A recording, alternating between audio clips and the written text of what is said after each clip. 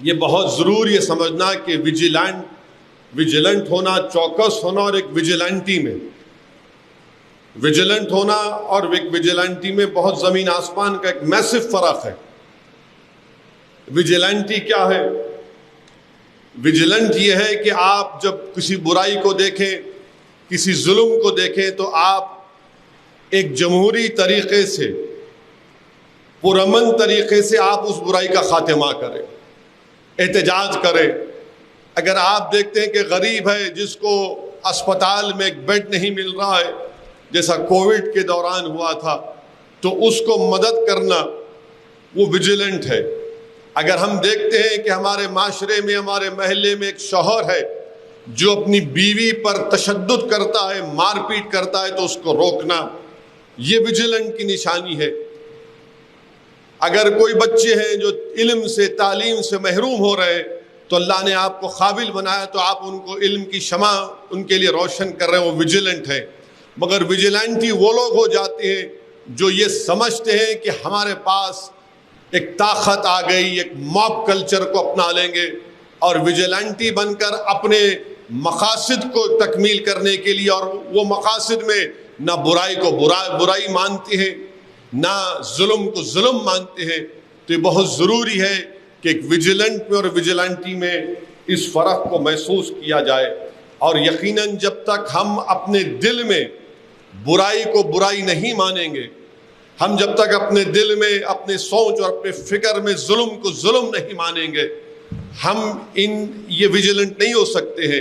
تو یقیناً یہ ایک بہت بڑا چیلنج بھی ہے، مگر آپ کو اور ہم تمام کو، نوجوانوں کو، یہ چیلنج قبول کرنا پڑے گا۔ اور اکثر ہم دیکھتے ہیں کہ بھائی آپ ویجیلنٹ کیوں نہیں ہیں، آپ چوکس کیوں نہیں ہیں؟ تو بولتے نہیں، مجھے روزمرہ کے میری مصروفیات ہیں، مجھے کمانا ہے، مجھے اپنے زندگی کے ضروریات کو تکمیل کرنا ہے۔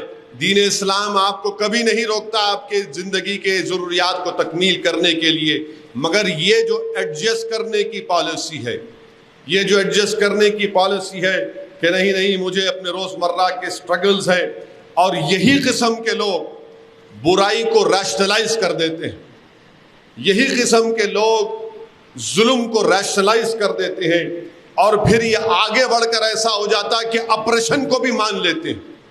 اور جو اقتدار کی کرسیوں پر جو لوگ بیٹھ کر ظلم کرتے ہیں، وہ کہتے ہیں نہیں، وہ یہ ظلم نہیں کرے گا تو کیا کرے گا پھر بتائیے آپ۔ تو یہ اس مزاج سے بھی ہم کو بچنے کی بہت ضرورت ہے۔ اور پھر ہم دیکھتے ہیں کہ بعض لوگ ظلم کرنے والوں کے ساتھ، برائی کو پھیلانے والوں کے ساتھ کمپرومائز کر لیتے ہیں۔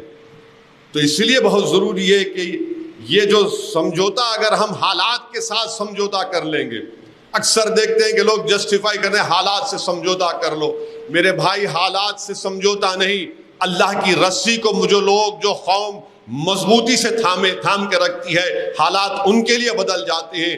جو لوگ ظالموں سے کمپرومائز کر لیتے ہیں، جو برائی کو برائی نہیں سمجھتے اور ایڈجسٹ کرنے کی بات کرتے ہیں، تو پھر بربادی ان کا مقدر بن جاتا ہے۔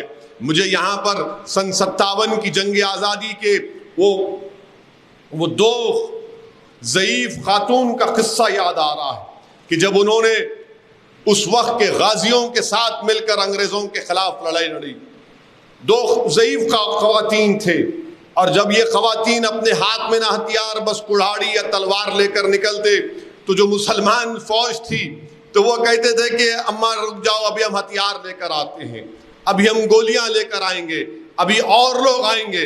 مگر یہ خواتین اس کو برا مانتی تھیں، ظلم کو مانتی تھی، یہ ظالم ہے، یہ ظلم کر رہا ہے، ظلم کے خلاف۔ تو یہ خواتین نکل کر ان فوجیوں کو کہتی کہ جب ہم نکل گئے، ہمارے ہاتھ میں کچھ نہیں ہے، تمہارے ہاتھ میں ہتھیار ہے، تم نکلو۔ وہ ان کو، اگر انگریزی کا رائٹ فل ورڈ استعمال کر رہا ہے، کہ ان کو پرووک کرتے تھے کہ نکلو، کیونکہ وہ دو خواتین اپنی اس بات کو مان چکے تھے کہ ظلم ہے، یہ برائی، ہم اس کا مقابلہ کریں گے۔ وہیں پر مجھے آپ جانتے ہیں کہ ٹونک راجستھان میں مسلمان نکلے، 4000 غازی نکلے، اودے رنگ کا انگ رکھا اور ہری رنگ کی پگڑی باندھ کر، امامہ باندھ کر لوگ نکلے، انگریزوں سے مقابلہ کیے۔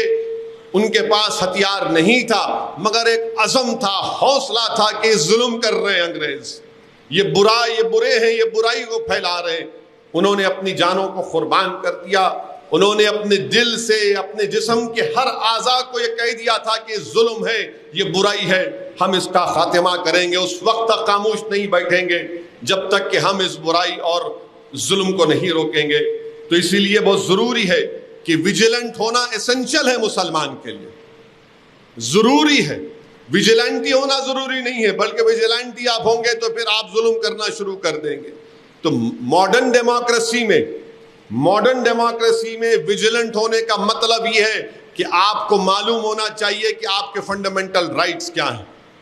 ماڈرن ڈیموکریسی میں ویجیلنٹ ہونے کے لیے بہت ضروری ہے کہ آپ کو اپنے اطراف میں کیا ہو رہا ہے اس کی نالج ہونا ضروری ہے، اور نالج بھی ایسی کہ ملک میں کیا ہو رہا ہے، کیسے فیصلے لیے جا رہے ہیں جو مستقبل میں یا موجودہ پریزنٹ میں کیسا اس کا امپیکٹ مسلمانوں پر پڑ سکتا ہے۔ تو یہ بھی ایک ویجیلنٹ ہونا ضروری ہے۔ اور آپ جانتے ہیں کہ مثال کے طور پر CAA NPR NRC کا احتجاج ہوا، ہم تمام نے مل کر ایک کامیاب احتجاج پورے ملک میں کیا، بلکہ میں تو یہ کہوں گا کہ بھارت کی آزاد تاریخ میں اگر مسلمانوں نے ویجیلنٹ ہونے کا مظاہرہ کیا تو CAA NPR NRC کا پروٹیسٹ تھا۔ میں مبارکباد دیتا ہوں آپ کو، مگر اب پرابلم یہاں پر ہے، احتجاج ہوا، اس کے بعد ہم خاموش ہو گئے، اس کے بعد کیا پھر؟ What after being vigilant? اس کے بعد کیا ہوا؟ اس کے بعد ہم خاموش بیٹھ گئے، کیونکہ ہم دیکھ لیے کہ حکومت کچھ نہیں کر رہی ہے، رولز نہیں بنا رہی ہے، تو ہم خاموش ہو گئے۔ یہ ہمارے لیے بہت بڑا پرابلم بن سکتا ہے، کیونکہ کنٹینیوس ویجیلنٹ رہنے کی ضرورت ہے۔ یہ ایک چیز ہے۔